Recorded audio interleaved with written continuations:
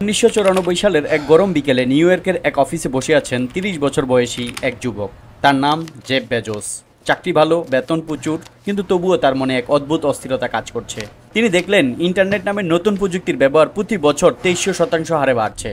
এই সংখ্যা তার মাথায় ঘুরপাক খেতে লাগলো। তিনি ভাবলেন এই ইন্টারনেটের উপরেই গড়ে উঠবে আগামী পৃথিবী। পরের দিন তিনি চাকরি ছেড়ে দিলেন। বন্ধু ও সহকর্মীরা বলল, তুমি পাগল। কেউ বিশ্বাস করলো না ইন্টারনেটে বই বিক্রি করা সম্ভব।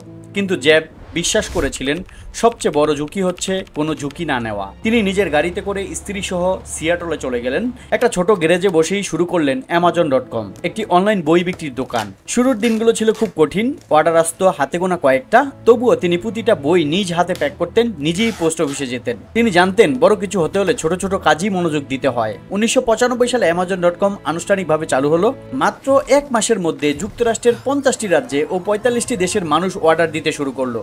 কিন্তু তবুও লাভ আসতে দেরি হলো। শেয়ার হোল্ডাররা চাপ দিলেন এখনই মুনাফা চাই। জেফ শান্তভাবে বললেন, আমরা দ্রুত টাকা কামানোর জন্য না, আমরা দীর্ঘমেয়াদে গ্রাহকের বিশ্বাস অর্জনের জন্য কাজ করছি। এরপর অ্যামাজন বই থেকে বেরিয়ে আসলো, শুরু করলো ইলেকট্রনিক্স, পোশাক, খেলনা সবকিছু বিক্রি। আর এক সময় তৈরি করলো সেই বিপ্লব, Amazon Prime, AWS, Kindle and Alexa.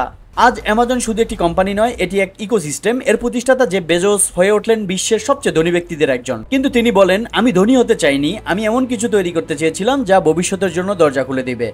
তিনি আজ মহাকাশে কোম্পানি বানাচ্ছেন, নতুন প্রযুক্তিতে বিনিয়োগ করছেন, কিন্তু এখনো বলেন, আমার সবচেয়ে বড় অর্জন সেই দিনগুলো যখন আমি গ্যারেজে বসে এক অর্ডারের জন্য অপেক্ষা করতাম।